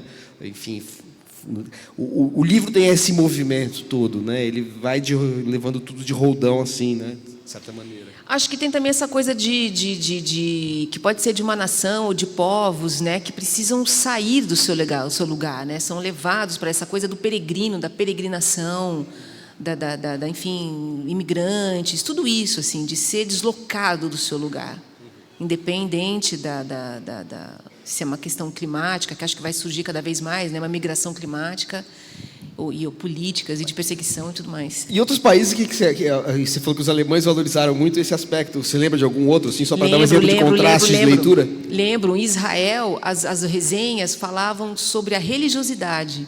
Destacava o meu nome de origem, que é Fátima dos Santos, portanto católica, se chama os Malaquias, que é o último profeta do Velho Testamento, que é o profeta que exige, é aquele que exige o dízimo, que exige um compromisso aqui entre nós. Então tudo isso era quase o tema central. Na Suécia tinha uma coisa de um livro de um nicho latino-americano, de um realismo mágico latino-americano que ainda não superou, sabe? Era uma coisa assim do lugar mesmo, assim, como fruta local, sabe? Olha aqui essa manga tropical. Nossa, diversas. Em Portugal, onde ele ganhou o prêmio José Saramago, que foi um susto, né? Porque eu publiquei por uma editora pequena. E eu sempre abaixo do radar e tal, assim, né? E um susto para a editora, porque eu lembro do editor que me ligou e falou: olha, eu acho que você você ficou finalista do prêmio Saramago. Eu não sei se você é a vencedora, eu estou achando... Eu falei, bom, mas e agora, né? O que é, né? Ele falou, não, mandaram uma passagem, só que tem que ser por sigilo, você não pode dizer para ninguém, a gente vai ter que assinar um papel, inclusive. Mas eu acho que você ganhou. E nem ele estava acreditando. E eu grávida de 6 meses do meu filho, o Francisco, e eu estava com problemas para viajar, problemas mesmo, assim. Todo mundo ia para a feira de Porto Alegre de avião e eu de ônibus. Cheguei a táxi na porta para me levar de avião para viagem, não vou, já estava dando problema, sabe? E eu cheguei a resolver, não vou andar mais de avião, está tudo certo, melhor assim, resolvido. Vou fazer o que é possível de ônibus, a pé, onde eu chegar com minhas pernas, está muito excelente. E aí, grávida, eu falei, mas é claro que eu não vou grávida, né? Eu não vou... E aí eu falei para o editor, falei, não vou poder, estou grávida, né? Não tenho condições de pegar um voo. E com muita vergonha de dizer que eu tinha medo de avião, porque parece assim, imagina, toma um remédio e passa, mas era um sofrimento enorme. E aí, com uma consulta com a obstetra, ela falou, claro, imagine, não tem que ir, mas o que seria? Aí eu falei, ela falou, você vai, você tem que ir. E eu nunca tomei remédio, né, nem nessa época, nem nada tal. Ela falou, vou te dar um Dramin, assim, você vai desmaiar e vai acordar lá. E eu já comecei a ter uma crise de pânico mesmo, assim, já naquele lugar, porque eu fico assim, olhei aquela cabine pequenininha e passou a tripulação, e eu já sei que aquele que tem as 4 faixas é que é o piloto, né? E passou o homem das 4 faixas muito jovem.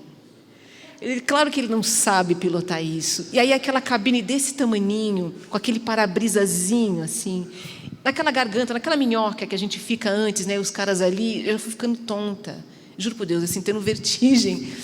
E meu marido já me conhece, casado há 30 anos, assim, né? Conhece a célula, ele sabe no momento em que está tendo uma divisão celular no peito, né? Então, eu sentei já muito quieta, já começando a ranger aqui, assim.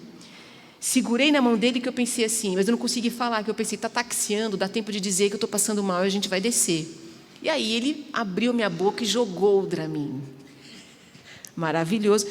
Eu me lembro da sensação do voo decolar, que como meu corpo relaxou muito naquele momento, o peso dele sair, eu senti assim um peso do meu corpo assim tão grande, que foi tão relaxante sentir meu corpo em queda de alguma maneira. É inexplicável, assim, eu nunca me esqueci desta sensação, que era uma...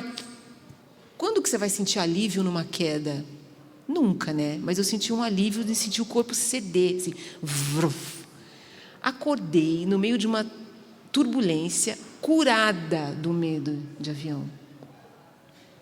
Juro, porque depois disso, o Prêmio Saramago me levou para festivais do mundo inteiro. A gente foi para a Ásia, foi para a África, foi para diversos países. Que ano foi isso? Nunca mais. 2011. O Saramago estava vivo? Não. Primeiro ano, ele morreu em 2010. Foi o primeiro ano do prêmio pós-morte do Saramago. Mas até anunciar o meu nome lá, eu não sabia, não tinha certeza de que era vencedora. Eu pensei, é claro que deve ter os finalistas. Você fez a viagem, você recebeu como finalista e daí... Eu falei, bom, maravilhoso, vou até Portugal, finalizo, com sofrimentos, né, ali, mas enfim, tudo deu certo. E foi uma emoção imensa, assim. É um livro, assim, de uma experiência literária que não tem como se repetir, sabe? Nesse nível pessoal, porque pega... Quando a Pilar começou a falar dos personagens, eu botei os personagens com os nomes dos meus parentes, ela começou a falar do Nico, que é meu avô. Ela falava do Nico e o Chiquinho na minha barriga, que é bisneto do Nico. Foi assim, isso... Enfim, em literatura, e teve coisas materiais também, né? O prêmio é de 25 mil euros. É uma grana. Mudou o rumo da minha gestação. Porque eu ia para um hospital, fui para outro. André, você, quinta-feira você vai encontrar a Pilar. A Pilar, para quem não sabe, ela está falando aqui, é a viúva, a jornalista que foi casada com Saramago, e depois da morte de Saramago, até ele ganhou o prêmio Nobel, tal, ela, em grande parte, passou a se ocupar muito do legado dele, da obra dele. Quinta-feira no Sesc... No Sesc Pinheiros, com as falas do Schwartz, do Danilo Miranda, da Pilar. E depois tem leituras, que são leituras que vão ser dirigidas pelo Felipe Hirsch. Sou eu, o Milton Ratum e a Zezé Mota. Perfeito. Uau, assim, uma coisa... Mas a Pilar, posso só... Porque a Pilar tem uma relação com... Antes de receber o prêmio, a Pilar viu aquela brasileira com a barriga deste tamanho, né? Nossa, grávida, né? Passou a mão na minha barriga e tal. Falou, como vai se chamar? Eu falei, Francisco. Ela falou, ainda cabe um José. E aí, meu filho se chama Francisco José por conta do José Saramago. E o secretário de Cultura que estava oferecendo, que fez a coisa com o prêmio, se chama Francisco José. Uma coincidência. Francisco José Viegas? Francisco José Viegas. Que é um excelente escritor, que é um excelente escritor. Cara, um jornalista que conhece o Brasil melhor do que todos nós juntos aqui. Ele percorreu, eu me lembro que uma vez eu encontrei com ele, ele falou assim, eu não conheço ainda, acho que Roraima. Ai, que ódio. Cara, incrível. Foi secretário de Cultura do Federal, né? Do Estado. Nacional. Um cara incrível, um grande jornalista, grande crítico, assim, um grande jornalista mesmo. Francisco José Viegas, então, uma dupla homenagem ao Saramago, obviamente, e indiretamente, involuntariamente ao Viegas, que merece homenagens também, porque é um grande... Mas quando parece assim que foi só porque a Pilar diz, não é só isso, é por esse contexto de ser este livro, de Francisco estar ali, de Francisco ser parte da história do livro, tanto que agora saiu a 2ª edição e eu fiquei procurando imagens para a capa. Enfim, a capa já está lá decidida e tudo, mas quando eu olhei, uma parente diz assim, mas parece o Chiquinho na capa. Uau, assim, impressionante como eu fiquei muito ligada mesmo a essa coisa, um livro que ficou muito ligado a uma coisa familiar. Eu juro que eu vou fechar só com uma coisinha.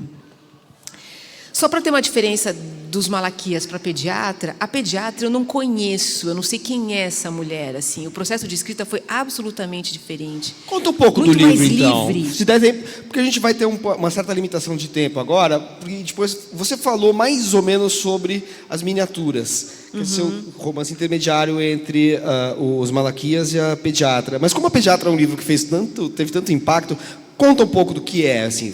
Continua o que você estava falando agora, mas daí dá uma geral, uma pincelada, vamos dizer assim, no enredo do que se trata, etc. Para não ficar falando aqui, né? Essa coisa estava fazendo o livro das artes marciais, né? A mãe numa das versões do livro, a mãe morre na 10ª página e eu achei que eu podia reescrever a parte ali em primeira pessoa dela. No que eu comecei a escrever a primeira pessoa dessa mãe, ela começou a crescer muito. Eu falei, bom, mas isso não serve para a trama desse livro, porque ela tem que... Eu encasquetei que ela tem que morrer mesmo na página 10, que é ali que a coisa vai andar. Falei, bom, isso aqui é outra coisa. Aí abri um arquivo, pensei, vou escrever na primeira pessoa de uma mulher. Muito já influenciada por Leila Slimani, quando eu li Canção de Niná, porque eu falei, puxa, a questão materna, em algum momento, eu acho que eu vou escrever sobre ela, assim, me deu vontade do tema. Mas eu não fico atrelando também, assim, escrever sobre um tema. Por exemplo, as questões, a gente estava falando sobre uma questão aqui do machismo da escrita, do feminismo e tal. Eu não faço uma literatura com esse programa, eu não tenho uma agenda na literatura. Mas ela chega, de algum modo, mas não é uma agenda. Vou escrever um livro aqui para dar voz a tais pessoas, sabe? Não é esse o pensamento. De qualquer maneira, ele acaba, enfim... Eu acho que está ali e acaba envolvendo mesmo a nossa vivência sensível, fica expressa ali, eu acho que já é o suficiente. Porque senão ela prenderia justamente esse trabalho de linguagem, que é a minha prioridade, é sempre a linguagem. Então, eu pensei, uma hora eu vou escrever sobre esse tema, mas a linguagem precisa aparecer, eu não tinha ela ainda. E aí veio, num dia qualquer, nem sei qual momento que eu falei assim, e se uma pediatra que não gostasse de criança? Eu falei, bom, achei. Problema com a trama eu não vou ter, porque está claro que isso já me dá a trama de presente, porque ela seria uma pediatra sem sair desse lugar, ela não mudaria, ela é uma pediatra, e ela vai estar sempre diante do seu problema. Era só deixar rolar, não precisava nem pensar muito. Inicialmente, a ideia inicial era que cada capítulo fosse uma consulta. Em cada capítulo era uma mãe com uma criança com uma doença diferente. Comecei, então, a escrever durante alguns meses as 5 primeiras páginas para encontrar a voz dela. E aí ela começou, a primeira frase do primeiro capítulo é: atropelamos um gambá às 3 da manhã. Eu já gostei disso. Eu falei, por que a médica está às 3 da manhã para comprar um terreno no litoral? Por que não foi mais cedo? Por que não deixou para o dia seguinte? Daí ela já no banco de trás, no viagem no banco da frente, porque tem enjoo. O marido num jejum um pouco histérico. O carro, enfim, fica parado, para no posto, ele termina o jejum com um sanduíche de vinagrete, no dia seguinte eles mal se falam, ela com paciência zero para o marido. A primeira frase do 2º capítulo é marido infeliz mina, até um jequitibá. Ela dá a mínima para essa depressão do marido. Eu falei, bom, é aí.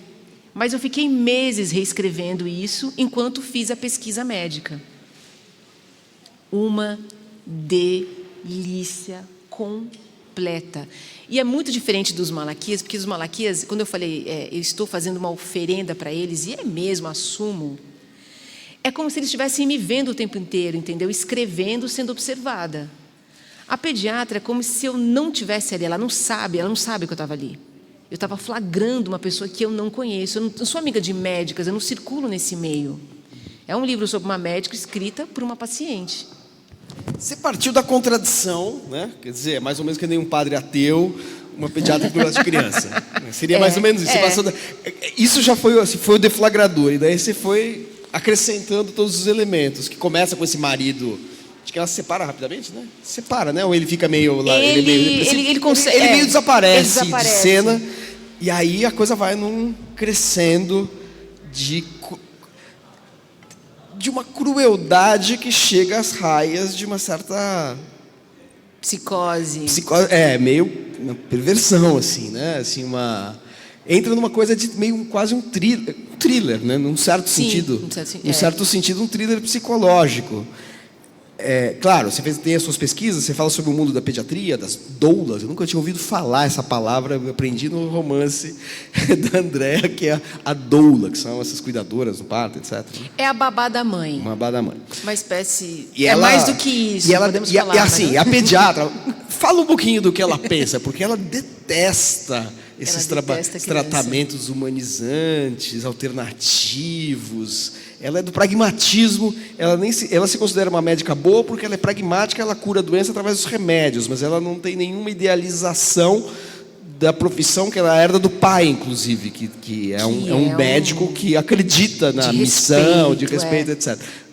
Fala um pouquinho dessa crueldade, dessa negatividade da Cecília.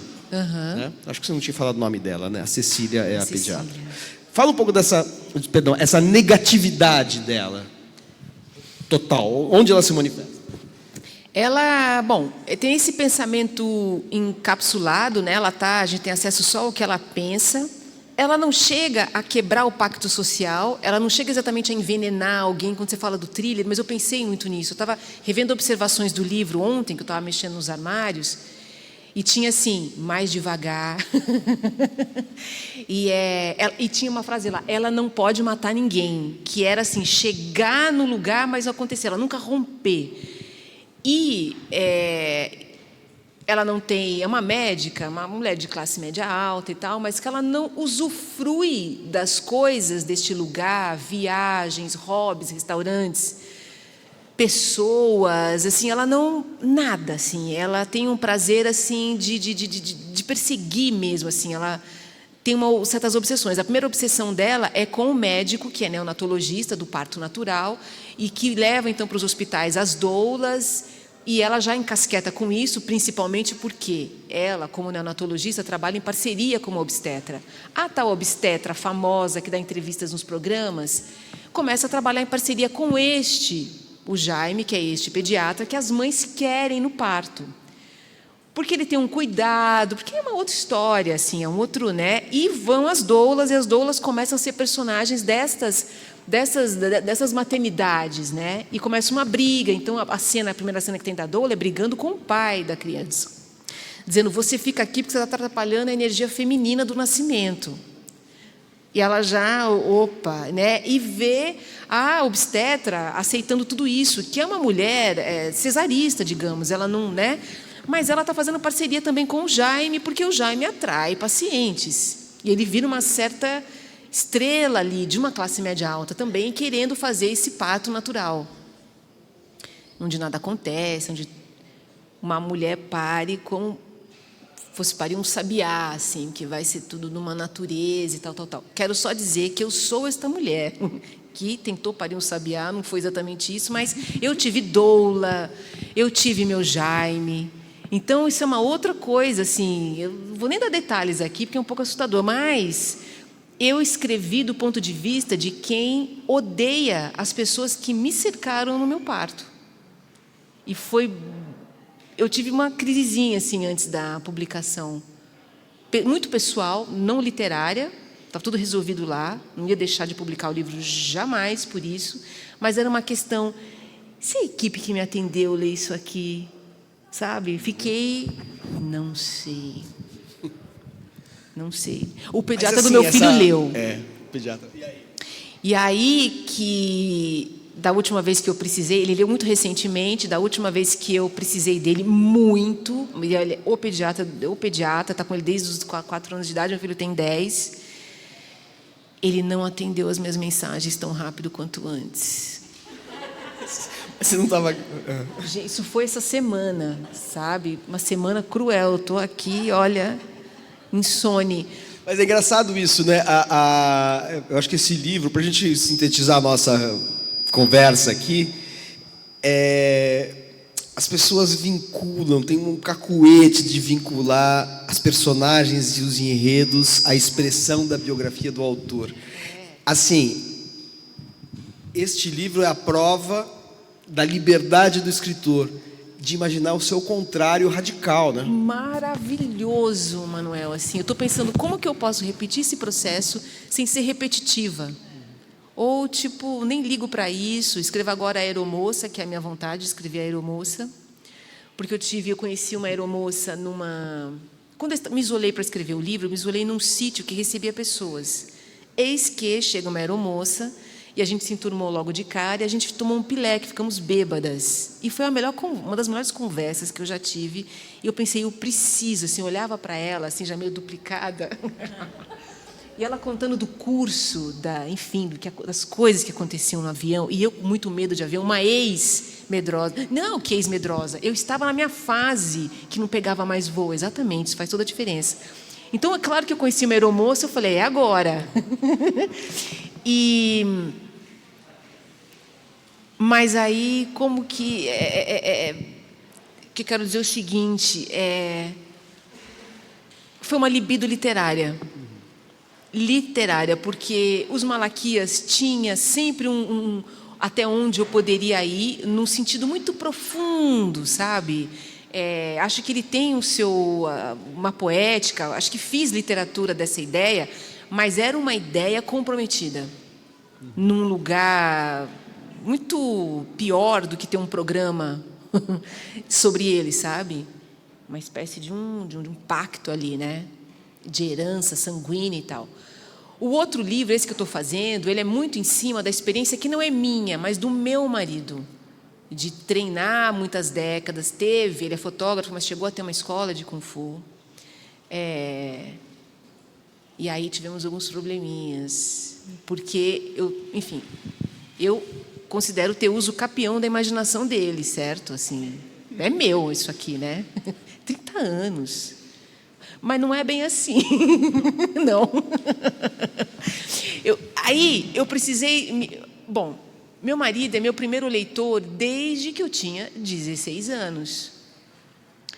As primeiras coisas que eu escrevi, foi ele que leu. Assim. Ele era fotógrafo, e daí eu já comecei a escrever um trabalho incrível.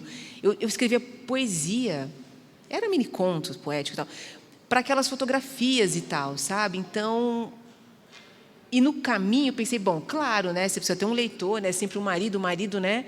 Mas aí o marido resolveu fazer letras, se formando agora em letras chinês lá na Universidade de São Paulo, começou a ler teoria literária e de repente eu tive virou um marido agora,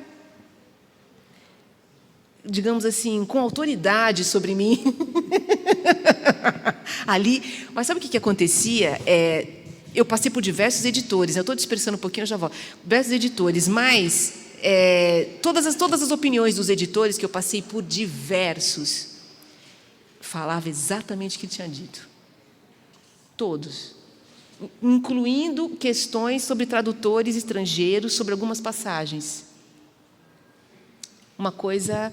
Mas, enfim, aí você escreve um livro sobre quem? A intimidade, baseada naquela intimidade, né?